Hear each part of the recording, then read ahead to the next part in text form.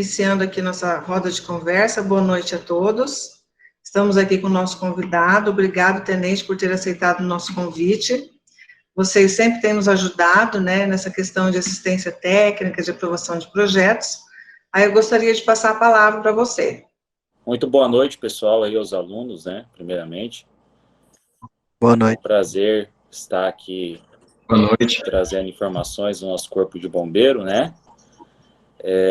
Enquanto a gente não passa os slides, eu vou contar um pouco da minha jornada aqui como bombeiro, né? Eu cheguei agora em Aquidauana, tem em torno de 30 dias, eu estava em Sidrolândia, e atualmente eu tenho a função de subcomandante do Bombeiros aqui em Aquidauana, né? O comandante atual é o capitão Chiroma, e eu exerço a função de chefe do Serviço de Atendimento Técnico, né? A SAT, que é relativa aí à análise de projeto e certificação de projetos, né?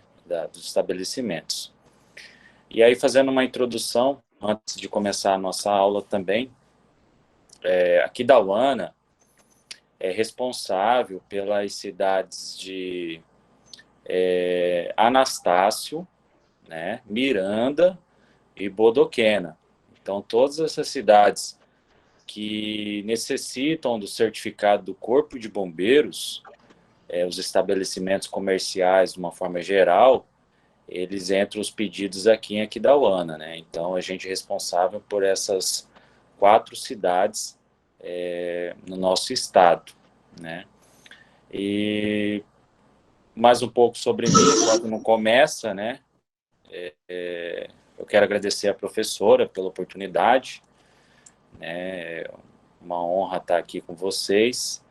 Essa parte de análise de projeto, de certificação, de vistoria, é uma parte que tem muito a crescer ainda para os engenheiros, né? Eu passei por Sidrolândia, por Nova Alvorada do Sul, por Ponta Porã, por Campo Grande, e tirando Campo Grande, que é um centro, né? As outras cidades inteiras, nós tínhamos a dificuldade muito grande de encontrar profissionais habilitados para estar realizando aí um trabalho com excelência na área dos bombeiros, né?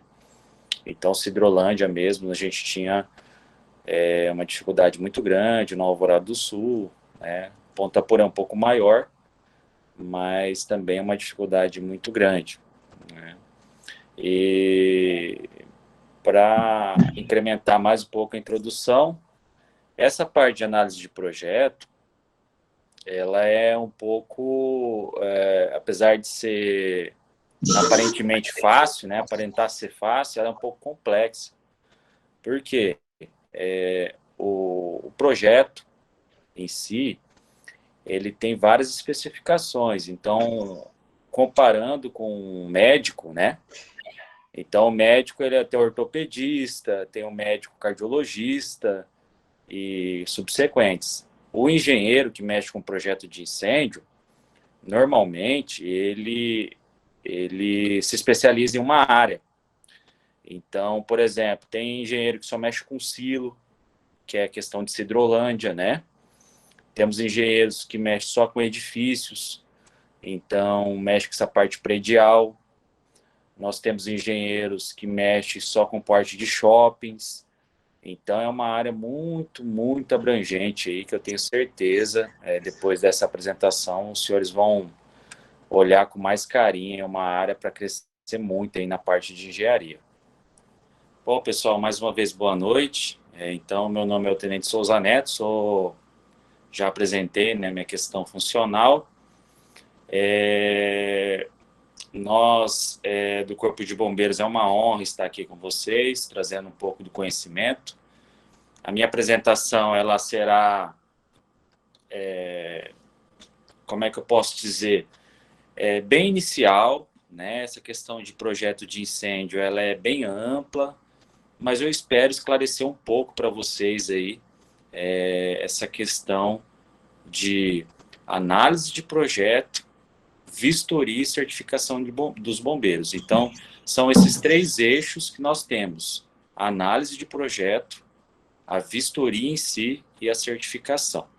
Tá certo? Então, eu vou fazer uma introdução via slide, por isso eu queria apresentar no meu computador, porque eu separei também algum projeto aqui para vocês estar vendo e analisando junto comigo de uma forma sucinta como que o bombeiro ele analisa, né, a questão dos projetos de incêndio. Então a gente vai iniciar pela introdução, né? Eu quero contar um pouco do histórico do Corpo de Bombeiros, né? Onde que a gente vai chegar com a questão da lei, né, de prevenção a incêndio, né, e pânico. A lei 4.335, que foi o grande diferencial das nossas normas, né? As normas técnicas de uma forma geral, o sistema Prevenir, que é um sistema inovador, né? Esse sistema, inclusive, o criador dele, o tenente-coronel Assis, atualmente comandante de Três Lagoas, ele é engenheiro, mestre, né? Excelente profissional, ele ganhou prêmio nacional com esse sistema. Foi uma coisa assim, fora do eixo, essa questão do sistema Prevenir. A vistoria em si, que faz parte da certificação, como eu disse, são três eixos, né? A análise de projeto, a vistoria e, por fim, o tão sonhado certificado, né? Que é o resultado desse somatório inteiro que vocês vão estar vendo. Então, pessoal, o Corpo de Bombeiros, ele tem um histórico, né? Como é que iniciou o Corpo de Bombeiros de uma forma geral? Nós iniciamos combatendo incêndio. Então, os incêndios, antigamente, eram combatidos aí por cidadãos comuns. Nós, então, fazíamos o combate a incêndio. Então, aí iniciou a criação do Corpo de Bombeiros, combatendo os incêndios com balde de lona, inclusive. Nem caminhão a gente tinha na época, né? Isso na época dos impérios. Já trazendo, né, de uma forma rápida, a implantação do CBMMS, como é que iniciou o Corpo de Bombeiros no Mato Grosso do Sul? Nós éramos da PM, então em 1989, um decreto do governo, né, criou o Corpo de Bombeiros Militar do Mato Grosso do Sul e desmembrou a gente da Polícia Militar. Então em 1989, a nossa instituição ficou independente, né? A unidade de Aquidauana agora, o nosso quartel, ele foi criado em 96, então é um dos maiores quartéis do estado, né? Então em 96 foi criada a nossa unidade Aquidauana, né? E aí, trazendo um pouco mais para dentro, nós temos dentro do quartel de Aquidauana uma seção que chama Serviço de Atividades Técnicas. Esse serviço, ele é responsável por a certificação dos estabelecimentos. Então, de uma forma geral, o Corpo de Bombeiros Militar, ele presta um serviço à sociedade na área de prevenção, né? Ou melhor dizendo, na área de incêndio, como eu contei o histórico, na área de salvamento, que é a questão, por exemplo, de corte de árvores, de resgatar, por exemplo, afogados. E nós fazemos também o trabalho de resgate, que são as ambulâncias. E somado esses três grandes campos operacionais, nós temos o serviço de atividades técnicas, que é um grande aparato nosso, cerca de 30% do nosso efetivo fica aí responsável por essa questão de serviço de atividades técnicas, tá ok? Se eu estiver muito rápido, vocês vão falando. Se o áudio estiver ruim também, por gentileza. Então, como é que foi a criação da lei contra incêndio? Foi justamente quando foi preciso olhar de uma forma preventiva. Não adiantava só o Corpo de Bombeiros chegar e trabalhar, né? Não adiantava o bombeiro chegar com o caminhão dele e tentar apagar o fogo, né? Então, em 1974, aconteceu esse incêndio, né, no edifício Joelma. Foram várias pessoas que morreram, né? Nós não tinha uma preparação na questão de preventivos, de saída de emergência. E isso fez um alerta no Brasil na época, né, com a questão da segurança de incêndio para as edificações. Como o bombeiro foi criado em 1989 aqui, ou melhor dizendo, desmembrado, em 1990, então em 89 a gente ficou independente.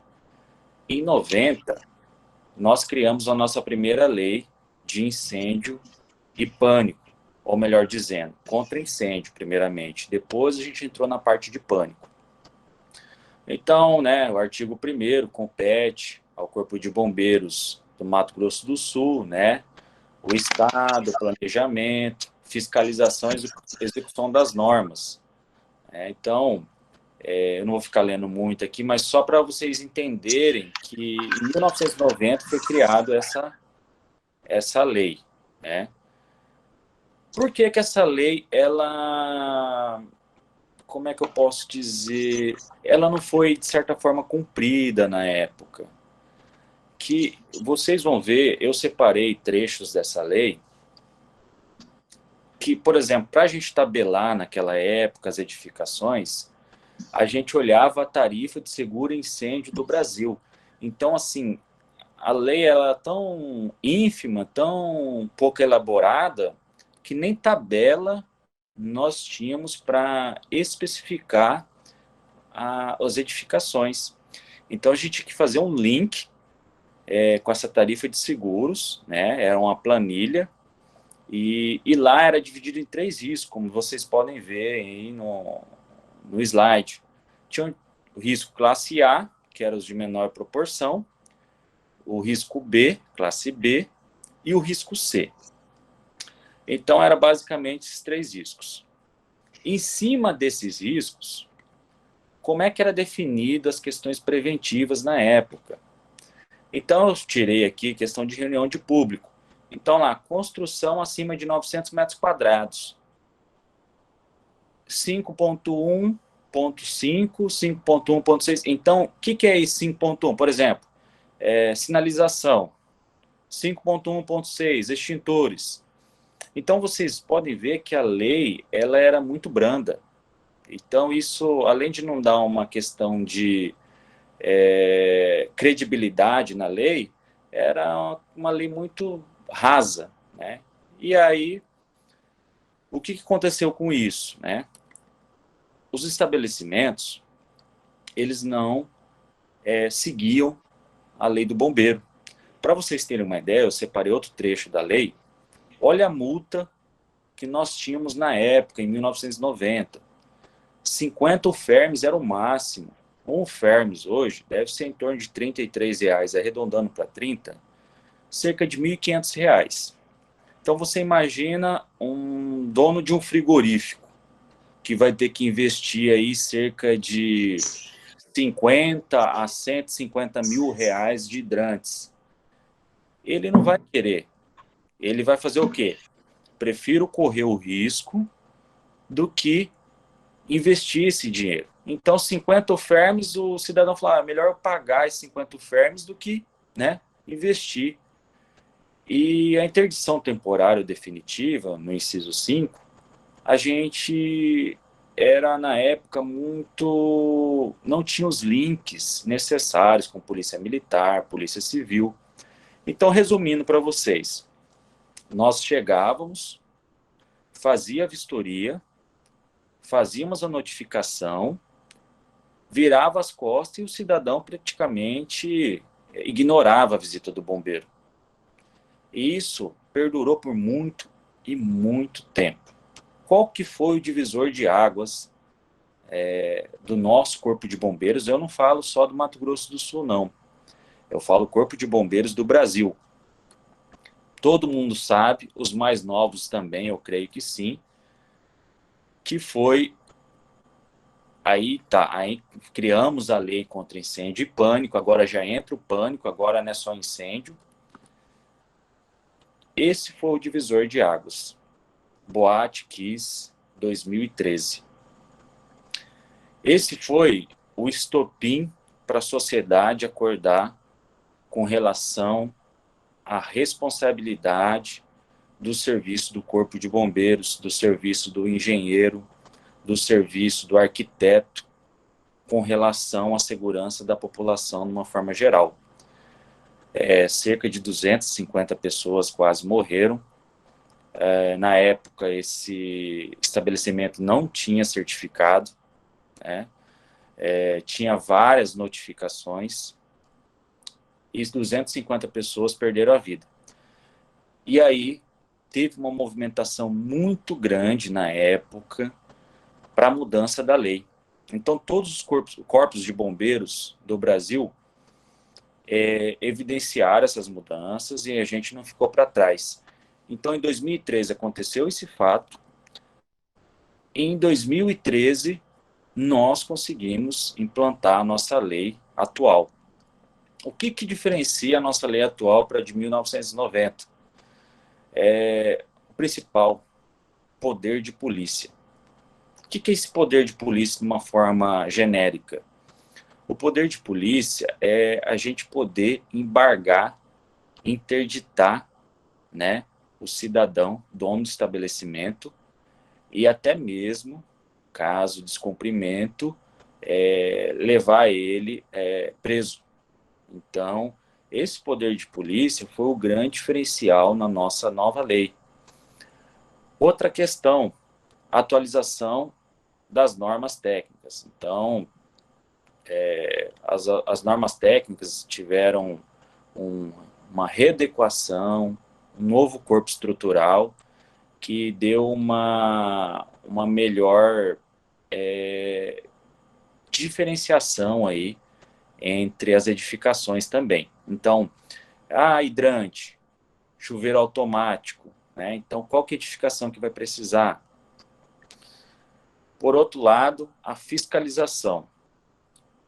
O Corpo de Bombeiros ele começou a investir maciçamente, tanto em efetivo quanto em estrutura, para estar realizando essas fiscalizações. Então, como eu disse, 30% do efetivo do Corpo de Bombeiros hoje faz parte da fiscalização da SAT, né? E isso ajudou muito para o incremento aí dessa lei. Então, pessoal, eu separei o artigo 8º para a gente analisar ele. Então, o artigo 8º da Lei 4.335 traz o seguinte: o Corpo de Bombeiros ele é responsável por realizar perícia de incêndio. Então, por exemplo, no Atacadão, né? Inclusive, eu participei do incêndio do Atacadão. Posteriormente, nós mandamos os oficiais que são especialistas nas áreas, né, na área de perícia, para fazer essa questão de análise aí, da perícia. Regulamentar medidas de segurança contra incêndio. Então, conforme a sociedade vai caminhando, nós vamos atualizando as normas. Analisar os processos de segurança contra incêndio, pânico e outros riscos. E expedir notificações. Então, hoje, no Corpo de Bombeiros, o que acontece? Quem que analisa os projetos hoje? Atualmente, são só os oficiais.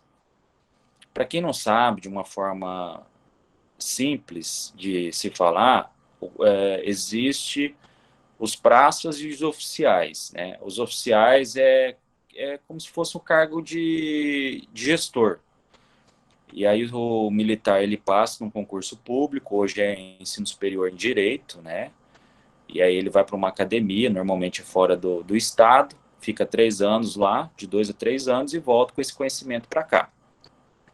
Então, hoje, os oficiais que são responsáveis por análise de projeto. Nós temos em torno, hoje, para atender o Estado, todos os oficiais analisam, inclusive eu analiso. Mas na nossa DAT, que é a Diretoria de Atividades Técnicas, nós temos em torno de 10 oficiais que eles trabalham só com isso. Então, um projeto com grande complexidade, por exemplo, uma JBS, que exige, por exemplo, chuveiro automático, espuma, vai para essa DAT. Então, nós temos 10 oficiais que analisam essa questão da análise. Vistoria. Então, a gente realiza vistoria, qualquer militar faz. Normalmente, são os praças que têm curso, né? E eles fazem essa visita no estabelecimento. Então, o projeto é aprovado, mediante o requerimento, a gente vai lá e vistoria. Depois eu vou explicar melhor para vocês entenderem os passos, né? E expedir o certificado de vistoria. Então, esse artigo 8º delineou bem o que o Corpo de Bombeiros tem que fazer para emitir o certificado, né? Então, o artigo 44, né, como eu disse, a questão do poder de polícia. Como vocês podem ver no slide, quando a gente interdita ou embarga, nós comunicamos à Prefeitura, ao Ministério Público, à Polícia Civil e à Polícia Militar. Então, o cidadão que não acata as normas do bombeiro, a gente dá notificação para ele. Aí, passado um certo prazo, ele não cumpriu e continuou funcionando, a gente multa ele. Aí passou o prazo de novo, depois da multa, a gente multa ele em dobro. Então, são esses passos. Primeiro, a notificação. Segundo, a multa. Terceiro, a multa em dobro, né? E, por último, a interdição ou embargo. Quando chega nessa finalidade de interdição ou embargo, nós comunicamos todos esses órgãos. E isso dá uma credibilidade maior para o bombeiro. Aí vocês podem ver que, caso descumprir o cidadão, o parágrafo 1º, será feita a comunicação ao Ministério Público e à Polícia Civil, a fim de instruir o procedimento cabível. Então, esse cidadão vai responder, né, criminalmente por isso. Então, realmente, nós ganhamos esse corpo depois de 2013. Aí, no inciso 7, só que de outro artigo, eu só tirei para vocês terem uma ideia na questão de multa. Vocês lembram que eu falei lá que a multa nossa maior era 50 UFERMs, cerca de 1.590, né? Hoje, nós podemos aplicar 50 mil UFERMs, né? 50 mil UFERMs vai dar em torno aí de 1,5 milhão de reais, né? Em torno de 1,5 milhão de reais. Então, assim, o cidadão hoje que está em sã consciência, ele não vai querer pagar 1,5 milhão de multa. E como é que funciona essa multa, tenente? Nós aplicamos a multa, né? Jogamos no sistema de uma forma bem simples para vocês, né? Essa multa, ela cabe recurso.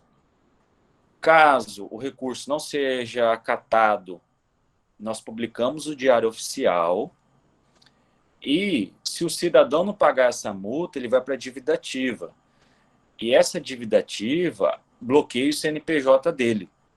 Então, a gente entrelaçou todos os mecanismos aí para o cidadão cumprir a lei do Corpo de Bombeiros. Então, não tem como fugir. Tenente, para onde que vai essa multa? Não vai para o Corpo de Bombeiros. Essa multa vai para os cofres públicos, né? Então, vai para o governo do estado. Então, não vai para o Corpo de Bombeiros. Não tem como a gente multar e requerer esse dinheiro. Então, vai para o estado. Tá, aí eu terminei essa parte de introdução. Se eu tiver um pouco rápido, pode falar. Agora a gente vai para normas técnicas, que vocês vão ver com o passar dos slides que eu estou descendo essa questão de conhecimento. Então, a gente começou com o histórico do bombeiro, passamos pela lei, agora a gente vai para as normas técnicas. Atualmente, nós temos 44 normas técnicas, né? Eu separei as principais para fazer só um comentário. A NT01, ela aborda todos os procedimentos administrativos. Então, você quer começar a analisar, entrar nessa área do bombeiro, de análise de projeto, A NT01 é a Bíblia que você tem que ficar debaixo do braço, que vai aparecer todas as questões de vistoria, quais tipos de projeto, enfim. A NT42, ela é importante também, porque é o projeto simplificado. E depois vocês vão saber o que é projeto simplificado mais para frente. Mas de uma forma sucinta, o PTS, assim como a gente diz carinhosamente, é os projetos que mais tem aqui da UANA. Por quê, tenente? Porque são os projetos abaixo de 900 metros quadrados. Então, por exemplo, salão de beleza, um mercadinho, esses são através do PTS. Então, essa norma técnica, ela regulamenta praticamente esses estabelecimentos de menor potencial. A NT43 eu separei também para fazer um comentário, porque são as edificações existentes. O que seria isso? Lembra que teve a lei de 1990? Então, por exemplo, o cidadão construiu um edifício em 1990. Ele baseou na lei de 1990. Aí, em 2013, trocou a lei. Aí ele vai, por exemplo, quer aumentar a garagem ou quer fazer uma atualização. Não tem como mudar o edifício. Então, a saída de emergência é antiga, né? Talvez a bomba de incêndio dele é antiga. Essa NT 43 faz um meio de campo entre a lei antiga e a lei nova. Então, seria o mediador aí, NT 43. Outras NTs que eu separei foram essas três, que é o de extintores. Por quê? O extintor, ele é a carta, é o Ás de Copas. Então, assim, onde você vai é extintor. Então, é bom saber bastante sobre extintores, né? Eu penso que é por um motivo muito importante também, a economia. Só citando um exemplo real, eu já fui em estabelecimento que o cara colocou, assim, vamos supor, 40 extintores e ele precisava de 20. E aí, por exemplo, cada extintor é 300, 350 reais. Então, você, engenheiro, tem uma responsabilidade muito grande em condicionar esses valores também, não só chegar e cobrar, ou às vezes deixar eu como analista. Às vezes eu como analista, eu vou... tem bastante extintor? Talvez seja um requisito do engenheiro. Então, eu não vou orientar para retirar extintor. Normalmente, o analista orienta para colocar extintor. Então, essa questão, a gente fala superdimensionamento, seja ele de hidrantes, de chuveiros automáticos, né? Isso é uma responsabilidade do engenheiro, tomar esse cuidado, do arquiteto, para não ficar muito caro o projeto depois de executado. Então, é bom ler esse NT dos extintores, dos hidrantes, que é o carro-chefe também. É um pouco mais complexo, os hidrantes, tem cálculos, né? Eu creio que vocês já aprenderam, principalmente nos últimos anos aí, né? E é bem complexo, né? Então, a questão dos hidrantes e chuveiros automáticos, né? Chuveiros automáticos, como que eu posso dizer? É um nível expert de responsável técnico. Então, normalmente, quem mexe com chuveiro automático são os engenheiros renomados aí no estado, porque é um projeto bem complexo. Então, quem mexe com chuveiro automático, normalmente faz shopping, faz depósito, por exemplo, de grandes mercados, como Atacadão, né? Então, são os projetos mais caros aí, essa questão de chuveiros automáticos.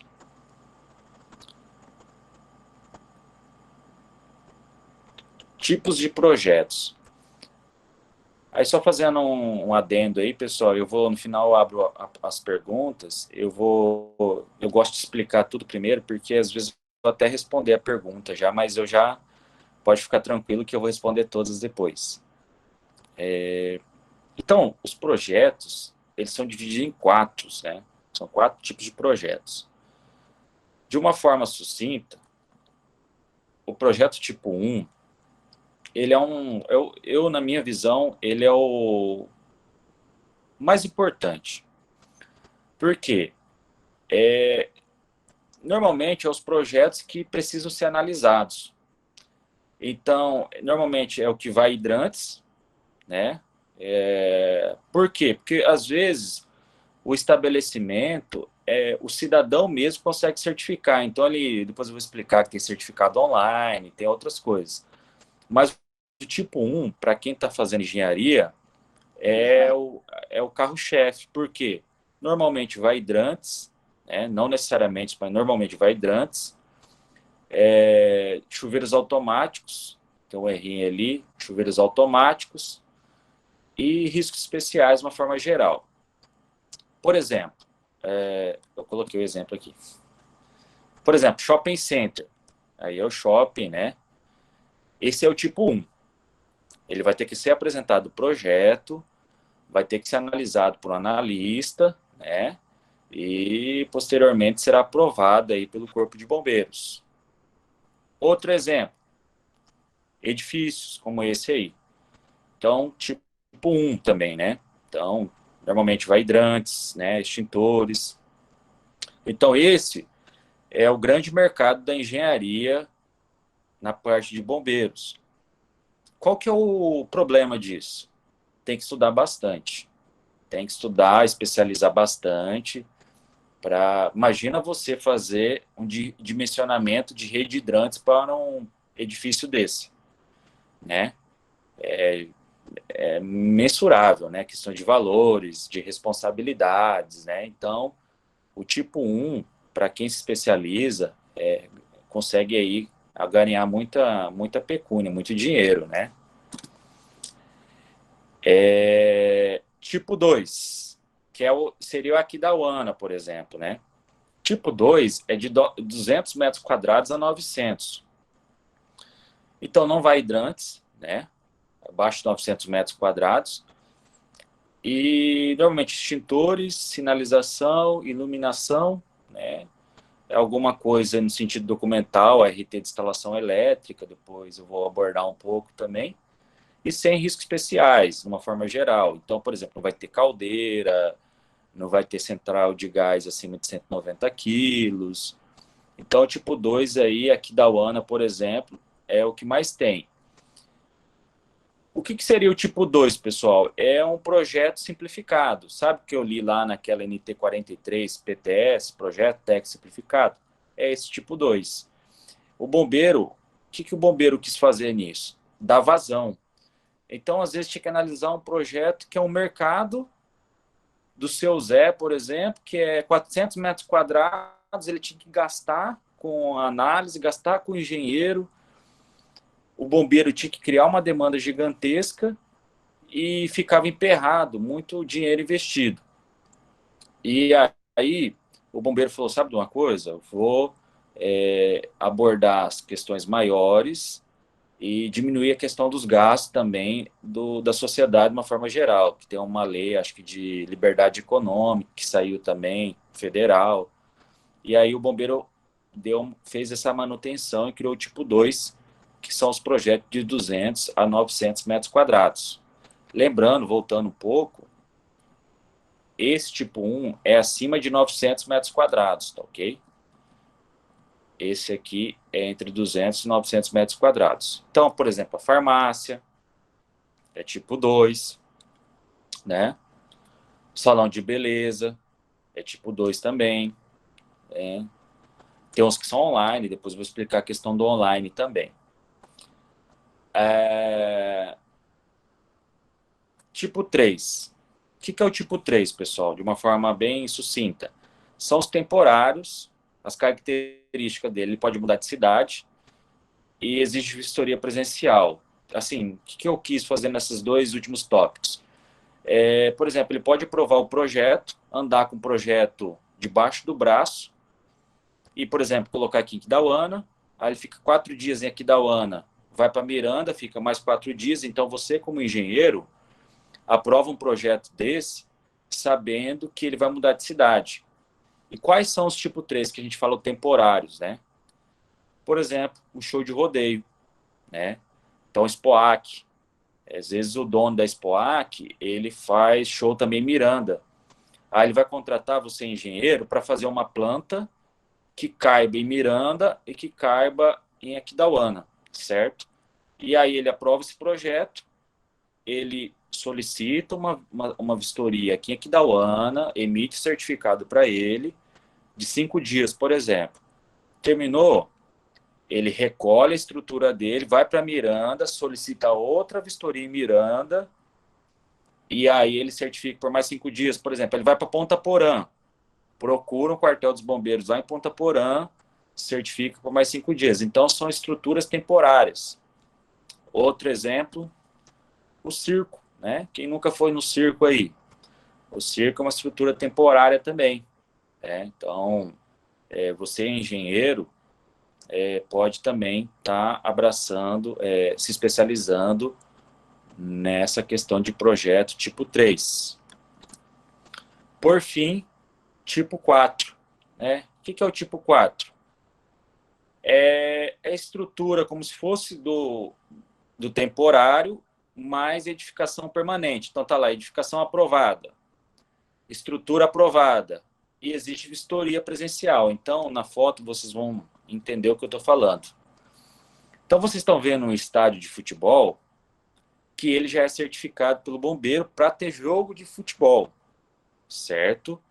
Mas aí, por exemplo, quer tocar Anitta, quer tocar lá no Morumbi. Aí vai ter uma estrutura dentro de outra estrutura. Aí você, engenheiro, faz o projeto do show somente. Mas para o bombeiro aprovar essa estrutura do show, tem que estar o Morumbi aprovado também. Então, a gente tinha uma dificuldade muito grande, trazendo para a vida real, quem são, assim, a faixa etária aí de 28, 30 anos, ou um pouco mais velho, da minha idade aí, antigamente tinha uns shows em Campo Grande, no Morenão, né? Acho que era duelo de gigantes, inclusive. E o Morenão, ele sempre foi muito difícil de certificar ele, por ser uma estrutura antiga, por ser governamental. E aí o empresário queria fazer porque queria fazer o show lá no Morenão, por ser bem localizado. Aí o engenheiro apresentava o projeto, aprovava o projeto do estádio ou do show, só que o projeto do estádio não estava aprovado. Então, tipo 4, você que é engenheiro, tem que tomar cuidado, que é a estrutura provisória dentro de uma estrutura permanente. E as duas precisam estar aprovadas para ter o certificado do bombeiro.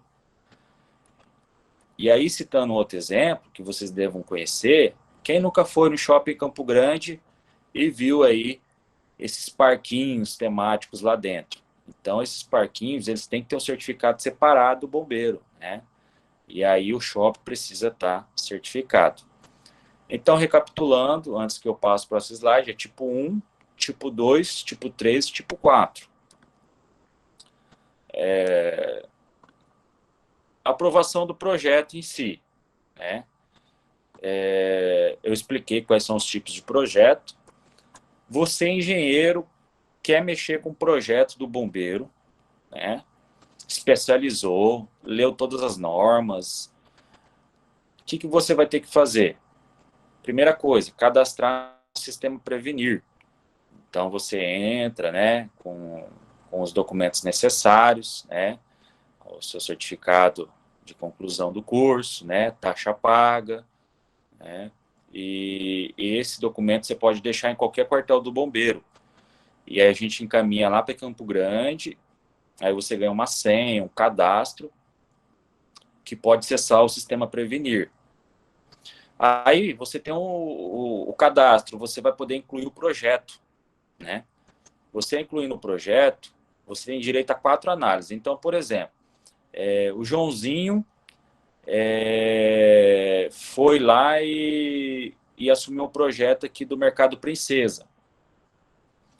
Aí ele vai, faz toda a análise de projeto, né? Coloca, ou melhor, projeta o projeto, né? Chega a ser redundante, e coloca no sistema Prevenir. Você vai ter direito a 4 análises. Então, o analista vai, analisa a primeira vez, volta para você, e assim sucessivamente. Foi aprovado nessas 4 análises, você paga a taxa que foi recomendada para o projeto. Tenente, eu não consegui aprovar nas 4 análises, por vários empecilhos. Aí você paga de novo a taxa de análise, né? Mais para frente eu vou mostrar como é que imprime essa taxa de análise também. Quais são os tipos de projetos? Assim, numa forma geral, é o novo, que é o projeto do zero, né? Você que vai assumir um projeto do zero. A atualização, que normalmente é uma coisa simples. E a taxa ela varia de acordo com a magnitude do projeto. Então, por exemplo, o novo vai ser uma taxa cheia. A atualização, taxa básica, porque normalmente é documental. Por exemplo, o cidadão vendeu o mercado dele para outro cidadão, aí ele vai trocar o nome da razão social. Então, a atualização é coisa mínima. E substituição, normalmente, por exemplo, você vai continuar com os preventivos, mas você vai ter que, por exemplo, aumentar um bico de hidrante, por exemplo. Então, a estrutura já foi aprovada anteriormente, e aí você vai fazer uma substituição. Então, você vai aumentar essa questão de preventivos. Então, relembrando, novo, atualização e substituição. E a taxa varia de acordo com essas 3 análises. A taxa também do sistema Prevenir, ela varia de acordo com o tamanho do projeto. Então, um projeto que é até 2.000 metros quadrados é X. Uma taxa que é até 5.000 é Y, né? Uma taxa que é até 2.000 metros quadrados com hidrantes, como eu disse, é X. Uma taxa que é até 2.000 metros quadrados com hidrante e chuveiro automático é X mais X, entendeu? Então, tem várias variantes aí na questão de análise de projeto. Depois eu vou estar explicando no tutorial ali mais para frente também. Projeto tipo 2 é o cadastro sistema Prevenir também. Levar os documentos no quartel. Por que no quartel? Normalmente o projeto tipo 2, como eu disse, é o PTS. Lembra quando eu falei na NT lá, que é o mercadinho do seu Zé? Então, esse tipo de projeto, você não vai colocar no sistema. Você normalmente faz um croquis do mercado, né? Leva os documentos necessários, né? Que normalmente as RTs de instalação elétrica, nota fiscal dos extintores, documentos básicos.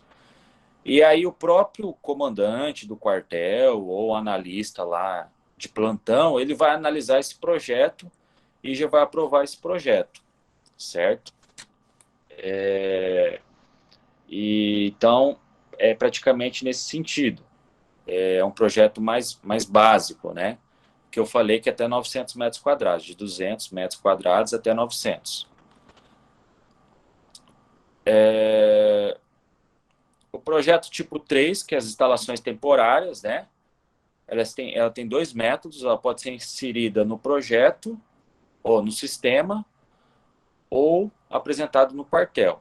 Então, o tipo 3 é as instalações temporárias, que é o circo, né? Então, você pode apresentar no projeto os documentos necessários ou inserir no sistema Prevenir. E o projeto tipo 4, né, você pode levar no quartel, que, por exemplo, os mesmos documentos do temporário, do tipo 3, com uma ressalva que é lá embaixo. O projeto está ligado a uma edificação, e essa edificação tem que estar aprovada já pelo bombeiro. Então, você, engenheiro, tem que tomar cuidado com isso aí, projeto aprovado já na área específica, tá ok?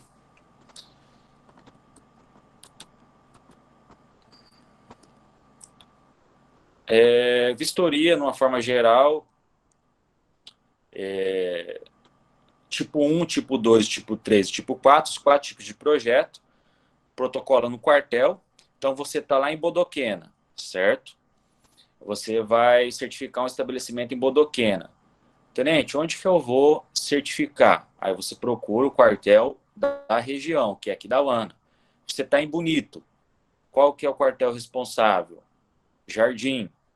E aí você, como engenheiro, entra com o processo de vistoria e agenda a vistoria. Então, pessoal, depois de aprovado o projeto, você pode ser engenheiro que mexe com projeto, como pode ser um engenheiro que mexe com vistoria também, que é um campo também que normalmente quem aprova o projeto é que certifica também, mas dependendo, tem gente que só mexe com vistoria de projeto, que ele já mexe com extintor, com brigada de incêndio, enfim. Por fim, quais são os documentos necessários? O requerimento de vistoria, a taxa, né, que varia de acordo com o tamanho da edificação, os documentos, a RT ou qualquer genérico similar a isso, né? E os diversos. O que seriam esses diversos? Dependendo do comandante da unidade ou do chefe da SAT, ele pode solicitar algum documento que possa aí, como é que eu posso dizer? Melhorar a questão da certificação, né? Então, por exemplo, vamos supor que vai ter produto químico nessa edificação. Aí eu, por exemplo, eu solicito a ficha técnica do produto químico, né? Para saber qual que é o produto químico que ele está manuseando. E isso ajuda também para o combate a incêndio, porque às vezes é reativo em água, enfim. Todas essas variantes aí são necessárias para certificar um estabelecimento, né? Então, o comandante pode solicitar algum documento a mais. Aí, tão sonhado certificado. É a última parte, pessoal, tá? Do slide. O certificado. O certificado, ele é anual, né? Ele pode ser anual, melhor dizendo. Ele pode ser determinado, pode ser online e pode ser por declaração. O certificado anual, que é o mais comum, é o tipo 1 e o tipo 2, né? O PTS ou aquele shopping center. O que exige? O projeto já executado, projeto aprovado e executado na íntegra. Não pode haver aumento de área. Então, aumentou a área, já tem que passar para substituição ou atualização. Aí ele já não consegue o anual, ele vai conseguir o determinado, que é o próximo slide, que eu vou explicar para vocês. E não pode mudar a ocupação. Por exemplo, o cara tem um mercado e ele quer fazer uma boate. Não pode. Fez a mudança de ocupação também, ele não consegue o anual mais. Aí ele tem que fazer um outro processo do zero, às vezes. Fazer um projeto de novo, fazer uma vistoria de novo. Então, citando um exemplo, vamos supor o Mercado Princesa aprovou o projeto, solicitou a vistoria, está tudo ok? Colocou hidrante como forma o projeto, colocou os extintores, coloquei. Agora você vai ter o certificado anual. E aí você fica 1 ano com esse certificado. O determinado, o que é esse determinado de uma forma geral?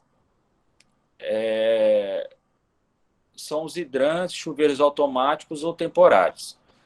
Então, por exemplo, o áudio está baixo. Deixa eu só pegar meu carregador, mentira só.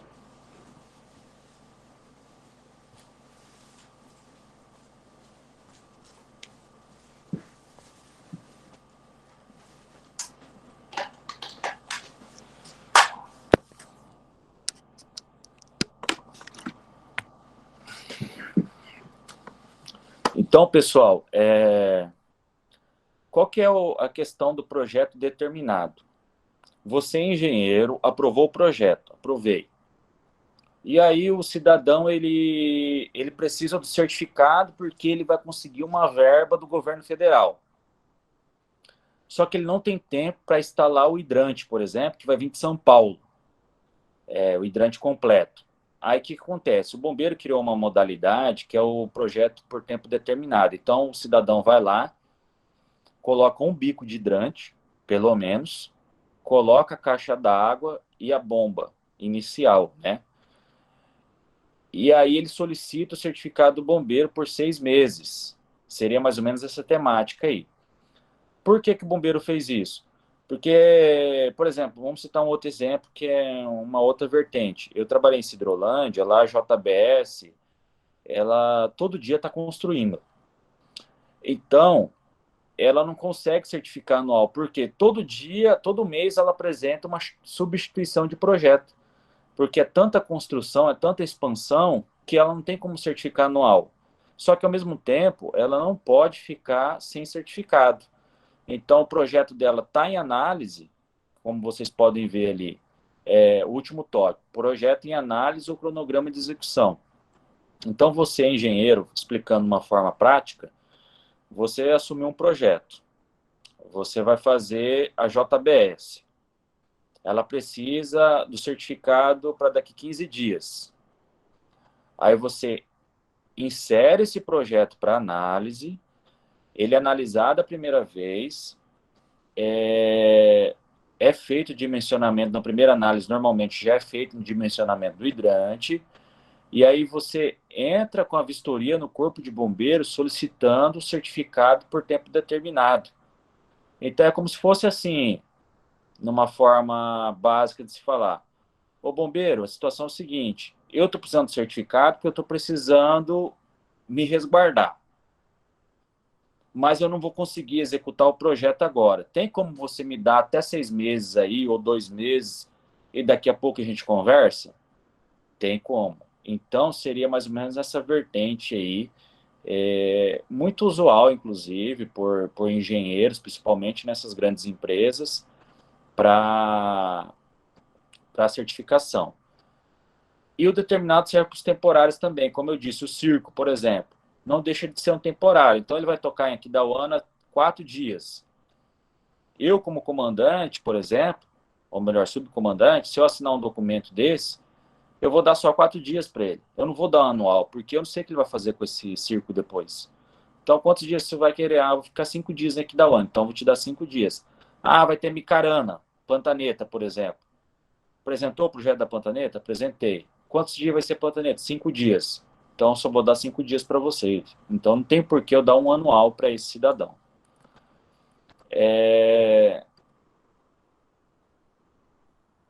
Acabou. Não, acho que tem umas perguntinhas aqui. Acho que acabou mesmo, peraí. Ah, não, tem, eu passei rápido, calma aí. Passei rápido. Tá, depois de determinado, tem por declaração. Já estamos terminando, pessoal. O que é o declaração? Declaração, numa forma geral, é, por exemplo, essa lei de liberdade econômica. Você que certificou, por exemplo, a JBS.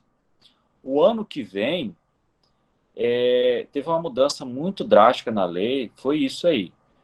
Você pode certificar por declaração. Então, se você não mudar nada na JBS ou na sua empresa, que você é engenheiro responsável, você pode pagar só 4 fermes, que seria em torno aí de R$ 150, apresentar os documentos declaratórios, as RTs necessárias de preventivos, e não é exigida a vistoria. Então, é como se fosse o responsável lá, o engenheiro, falar assim, olha, bombeiro, tá tudo do mesmo jeito, eu vou pagar a taxa básica e você me dá um certificado de 1 ano, me concede certificado de 1 ano, tudo bem. O que é ruim disso, que muitos gestores não gostaram? Que a visita presencial do Corpo de Bombeiros, principalmente nas grandes empresas, traz a manutenção da vistoria. Então, a gente consegue olhar em loco o que está faltando, se o cidadão aumentou a empresa ou não aumentou. Então, isso foi o lado ruim, né?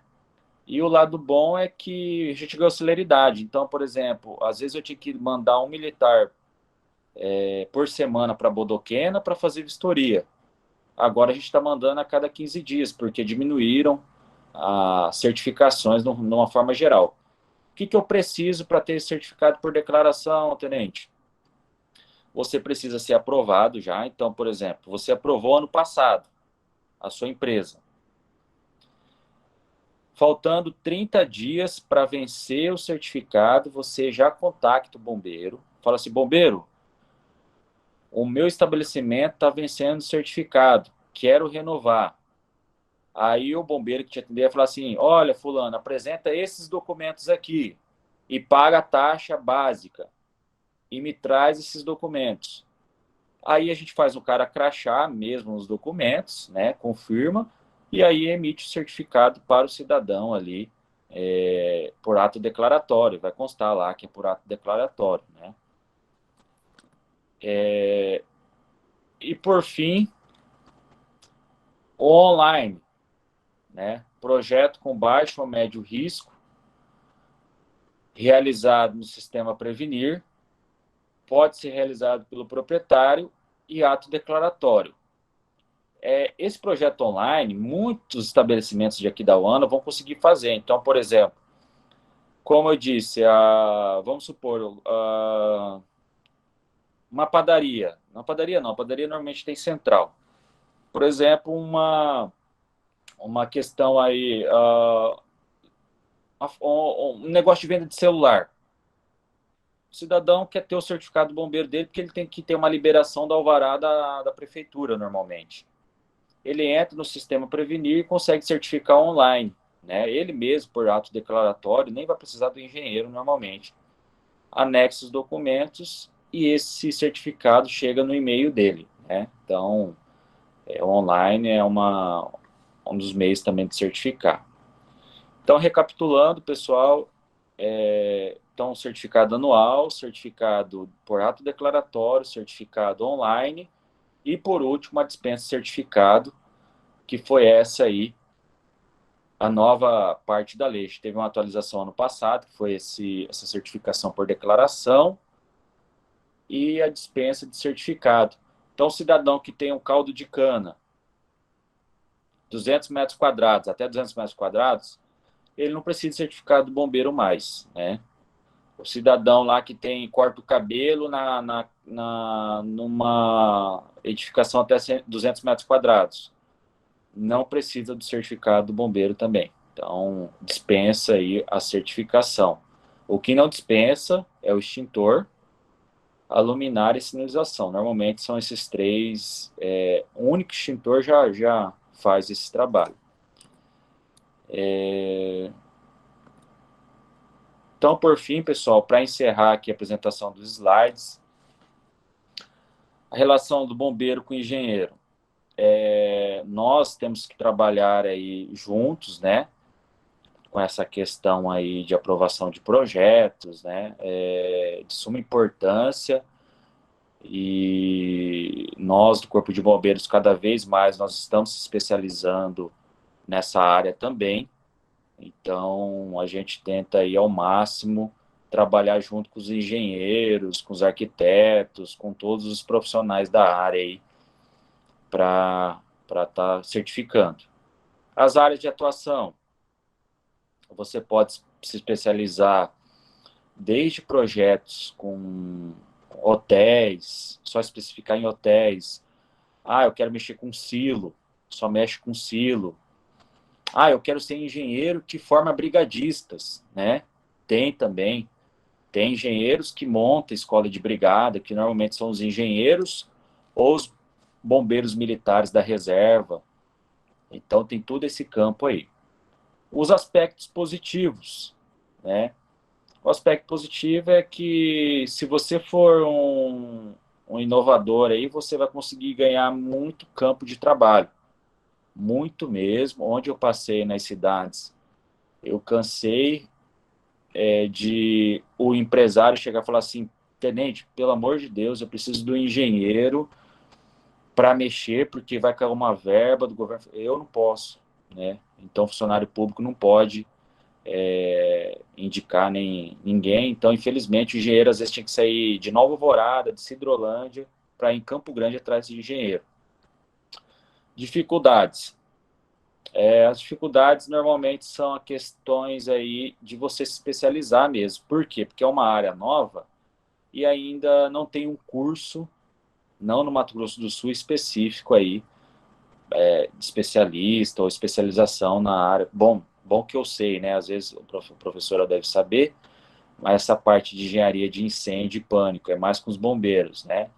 Nós temos alguns coronéis que mexem com essa parte de projeto, né? Inclusive tem um coronel Itamar, ele é referência no estado, ele mexe com todos esses projetos da JBS, ele dominou todo esse campo dos projetos grandiosos aqui no estado. E nós temos outros coronéis também, né, que mexem com essa parte de engenharia de incêndio. Mas é um campo muito aberto, como eu disse. Responsabilidade.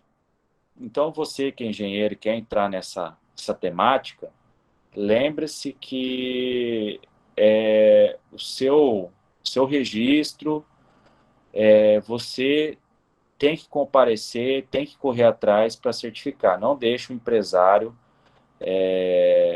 falar, não, dá um jeitinho aqui, dá um jeitinho ali. Se valer 5 mil, cobra 5 mil. Se valer 2 mil, cobra o valor que você acha necessário para realizar um belo projeto aí, para não deixar arestas. E, por fim, a prevenção, né? Nós, do Corpo de Bombeiros, trabalhamos com a prevenção e vocês, como engenheiros, também aí são grandes profissionais aí, os arquitetos, e a prevenção é o melhor remédio aí para a gente evitar um mal maior aí à sociedade. Pessoal, é isso que eu tinha que apresentar para vocês. O slide, né? Depois vou passar um pouquinho nos campos ali, só de uma apresentação básica para vocês. Eu acho que dá para responder as perguntas já, professora.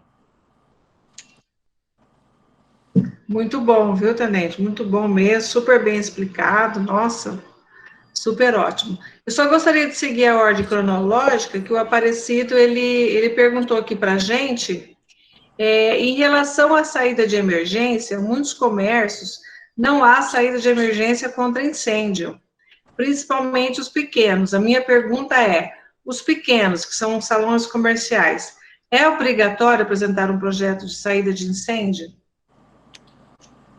Bom, com relação à saída de emergência, normalmente o Corpo de Bombeiros, ele avalia de acordo com o cálculo populacional.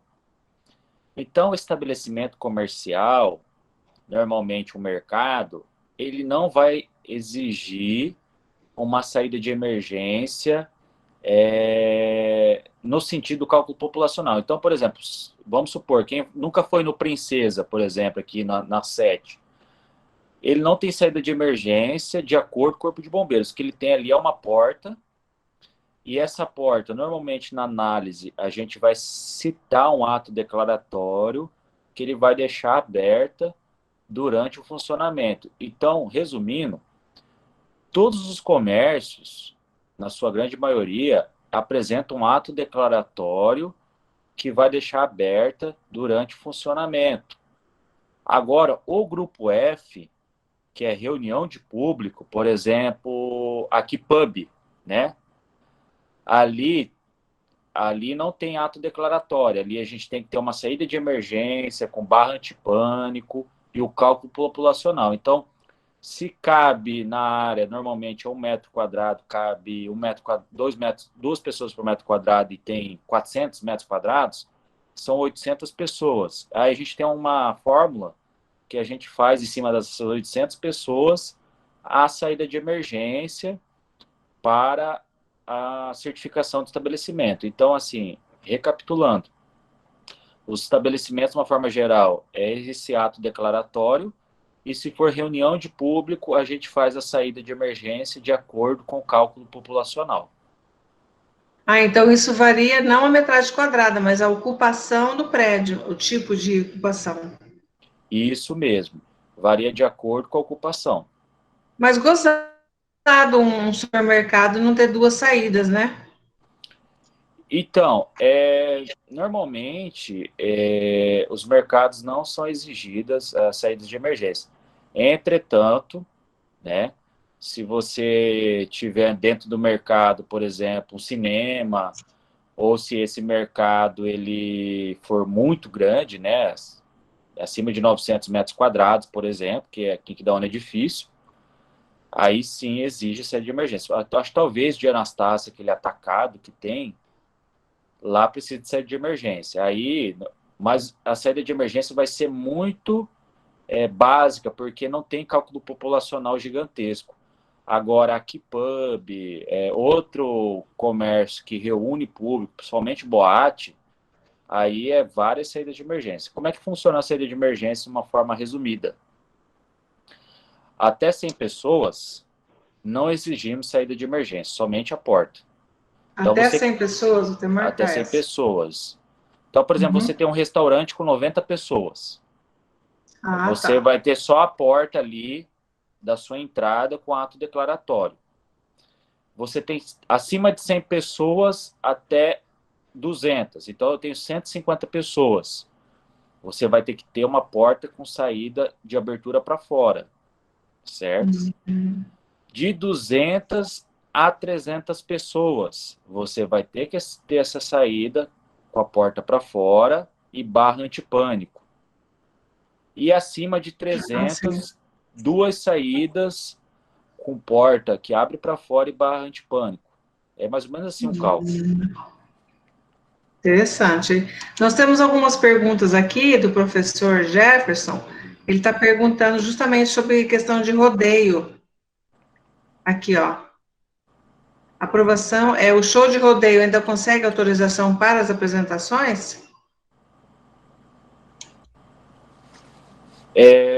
Assim, que sentido? Por causa da questão da periculosidade? Ou por causa do Covid? Só complementando. Porque, assim, um tempo atrás, em Miranda mesmo, sempre havia o show de rodeio, né, que vinha. E algum tempo atrás eu vi algum comentário, por conta do pessoal de defensores dos animais, que diz que judiava demais os touros, então não poderia mais. Aí, nesse sentido que eu perguntei, se ainda existe esse tipo de show, e se existe, ainda consegue aprovação pelos bombeiros? Olha, professor, até onde eu sei, o Corpo de Bombeiros, ele certifica sim. Mas, assim, de uma forma geral, nós nos atemos à nossa competência. De uma forma comparativa, o que acontecia muito? A questão do Covid, por exemplo. Às vezes, a prefeitura de alguma cidade queria usar, de uma certa forma, o Corpo de Bombeiros para cercear. O que nós, do Corpo de Bombeiros, batemos a tecla? A questão da aprovação do projeto de incêndio e pânico. Agora, a questão dos animais, eu não vou saber responder para o senhor. Eu posso pesquisar depois e estar respondendo para o senhor, mas eu não sei essa questão dos animais. Não era nem o foco da pergunta não é nem dos animais mesmo, é só porque ele me motivou a fazer a pergunta, né? Então, eu imaginei, se não pudesse mais existir o rodeio, então não teria aprovação, né? Mas se tem, provavelmente os eventos estão acontecendo ainda, né? Em algum lugar, né? Tá, com certeza, tem sim. Eu acho que é uma coisa cultural também, né? Você pega esses rodeios aí, Expo Grande, ainda mais no nosso estado, que é um estado pecuarista, né? A gente dificilmente vai conseguir aí, num tempo pequeno aí, acabar com isso aí. Eu não tenho notícias aí dessa... E se tiver, normalmente o bombeiro solta uma nota para todos os analistas aí encerrar as certificações, mas a princípio ainda arenas de show, rodeio ainda, a gente analisa. Tem uma outra pergunta aqui do professor também, Jefferson. A aprovação de projetos pelos bombeiros é necessária para qualquer metragem de construção? Aí, ou a metragem que possa ser gerada a BITS sem aprovação dos bombeiros. Eu acho que esse BITS é como se fosse um certificado. É isso, Jefferson, que você quis perguntar? Pelo menos assim, eu ouvi muito falar do ABITS, principalmente quando você vai fazer financiamento imobiliário, né? O construtor ele não pode conseguir o crédito para financiamento, vender imóvel sem o ABITS. Sem o ABITS. O ABITS exige alguns documentos, né? E aí, assim, me parece que eu acho que exige algum laudo do bombeiros também, não exige? E aí a minha dúvida foi o seguinte, exige-se para qualquer metragem de construção ou não? Tipo uma construção pequena, igual no caso dos técnicos, 80 metros quadrados, né? Se ele direciona uma obra, acompanha uma obra, que o foco depois essa pessoa quer vender, né? E vender financiado, e talvez tenha que ter o ABITS. Aí, se nesse tipo de construção também tem teu laudo de bombeiro, ou não, ou é assim, não sei se consegui explicar a dúvida. Sim, sim. É, Então, como eu disse, abaixo de 200 metros quadrados é dispensado certificados bombeiros, né? Mas eu vou falar em Sidrolândia, que acontecia muito. Às vezes o cidadão tinha uma conveniência com 50 metros quadrados, 5 por 10, mais ou menos. E aí ele não conseguiria os certificados bombeiros. O que, que eu emitia? Eu emitia como se fosse um ato declaratório meu como comandante, que o cidadão era dispensado do certificado. E aí ele apresentava esse documento na prefeitura e conseguiu a BITS ou essa questão financial aí. Agora, de 200 metros quadrados para cima, aí exige a documentação do Corpo de Bombeiros, né? Ok. Muito ah, obrigado. interessante. Tem uma perguntando aqui do parque de diversões do shopping, quer ver, ó? Cadê, ó? No caso de parque de diversões, eles ficam parados por um bom tempo no shopping lá em Campo Grande. Então, mesmo parados, já corre o prazo deles ou eles teriam que pedir uma nova aprovação? Então, nesse caso, mesmo parados, eles já estão está correndo o prazo deles, né? Então, o Corpo de Bombeiros, ele, quando vai certificar, ele não olha para essa questão de uso e não uso, né? Então, normalmente são 6 meses, como eu disse, e aí durante 6 meses ele pode ficar lá, por exemplo, no shopping. Mas se ele quiser renovar depois de 6 meses, entra com os mesmos documentos. Como já certificou uma vez, não é difícil certificar de novo. Então, mas assim, para o bombeiro, a partir do momento que foi aprovado, a gente não liga para esse não uso. O que acontece muito também às vezes o cidadão não quer certificar, por exemplo, mais o estabelecimento dele e fala que está fechado. E aí ele apresenta um ato declaratório para o Corpo de Bombeiro, mas seja uma outra seara já, né? Que seria, por exemplo, o cidadão que não quer mais certificar o mercado dele. Aí ele fecha as portas e apresenta um ato declaratório que ele não está funcionando mais, né? Então, normalmente isso é sentido aí. Tem uma aqui, quais são os tipos de edificações passíveis de vistoria do Corpo de Bombeiros? Aí tem uma metragem quadrada, né? Isso. As edificações do Corpo de Bombeiros, assim que o bombeiro se atém, são estabelecimentos comerciais, de uma forma geral, acima de 200 metros quadrados, de uma forma geral. De 200, acima de 900 metros quadrados, como eu disse, que é o tipo 1, aí é a apresentação do projeto e aprovação do projeto e vistoria. Então, assim, todo o comércio tem que ter o certificado bombeiro. É praticamente isso, né? Então, você que abriu um escritório, tem 500 metros quadrados, tem que ter o certificado bombeiro. Um hospital, tem que ter o certificado bombeiro. Então, todo o estabelecimento comercial tem que ter. Qual que é a única coisa que não tem, tenente? Assim, que não tem certificado bombeiro? Residência unifamiliar. Então, a sua casa, ela não necessita de certificado. O restante, tudo tem que ter certificado bombeiro. Mas se for um condomínio residencial de 8 casas? Também necessita. Existe a Necessita? isenção online lá, que até, salvo engano, acho que 20 leitos ou 40, Ah, aí tá. é isento da certificação, ou é certificado online, salvo engano. Então, você entra no sistema. Por exemplo, eu tenho um Entendi. hotel com 20 quartinhos. Eu entro no sistema e certifico por sistema online. Mas, por Ah, tá. exemplo, agora, por exemplo, um condomínio que nem o Alphaville, tem que ter certificado bombeiro. Esse sistema online pouca gente conhece, né? Esse de vistoria. Pouca gente conhece. Ah, não, ou de certificação, né? Pouca gente conhece. Uhum.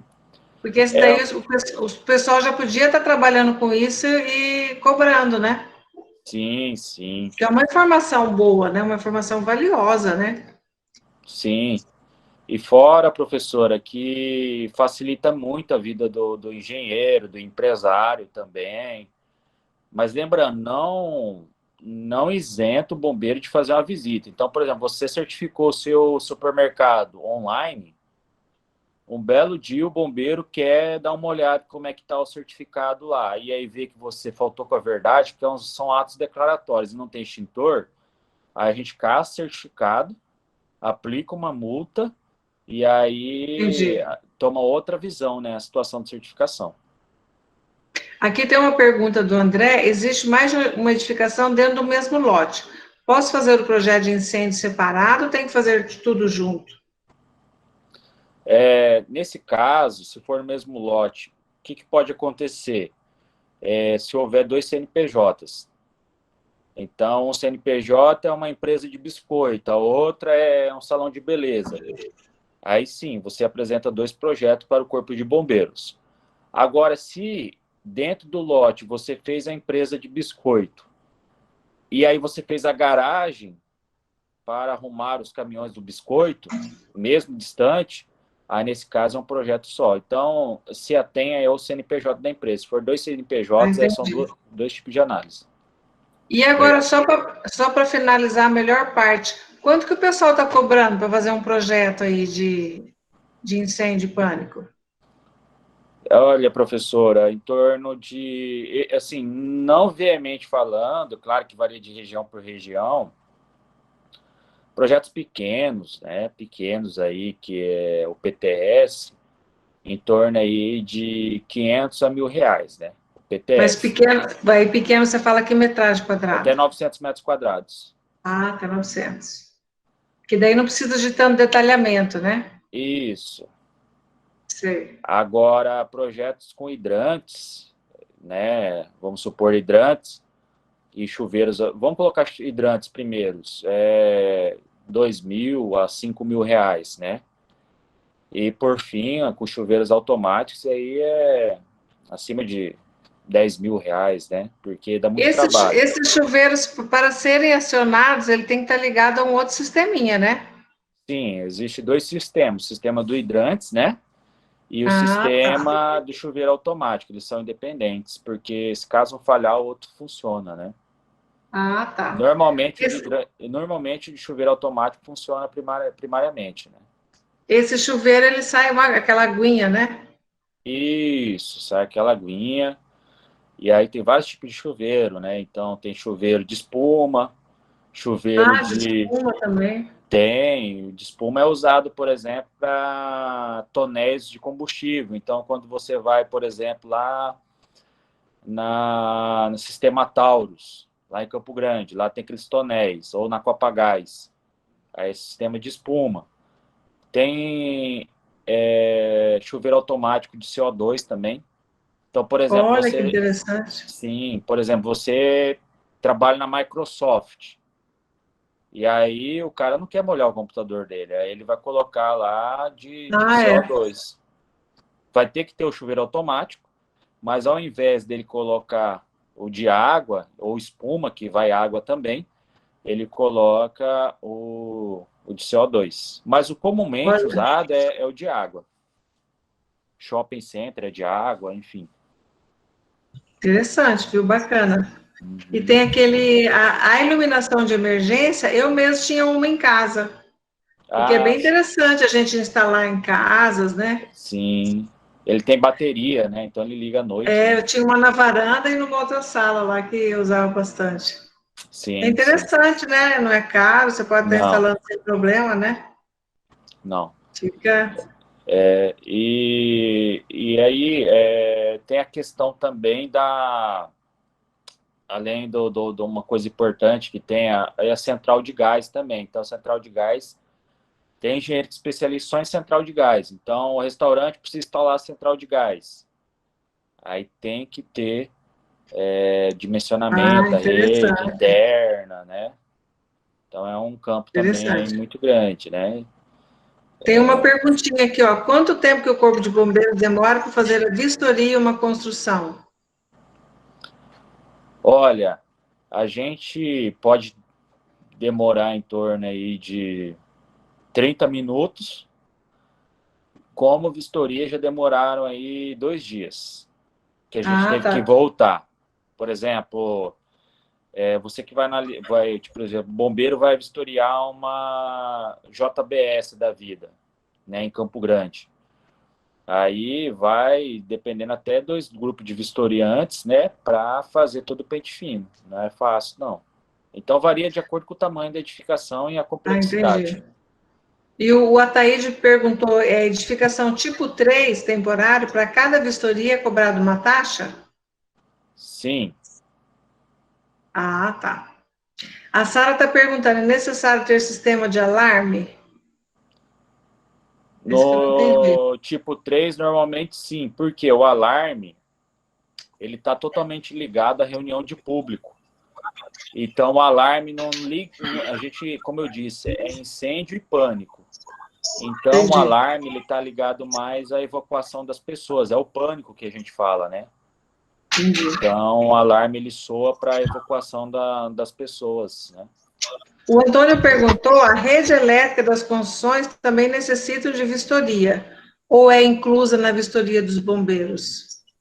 A rede elétrica, normalmente, nós solicitamos ao engenheiro uma RT de instalações elétricas, né? Ah, tá. Então, o engenheiro ele tem que fazer essa vistoria lá, ver o quadro, enfim, ou contratar um engenheiro elétrico, né? Muito obrigado. Muito bom, viu? Muito ótima explicação. Acho que eu vou até te convidar aí para a nossa Semana do Meio Ambiente. Eu me sinto honrado, em nome do Corpo de Bombeiros. É uma honra estar aqui com os alunos, com os senhores professores.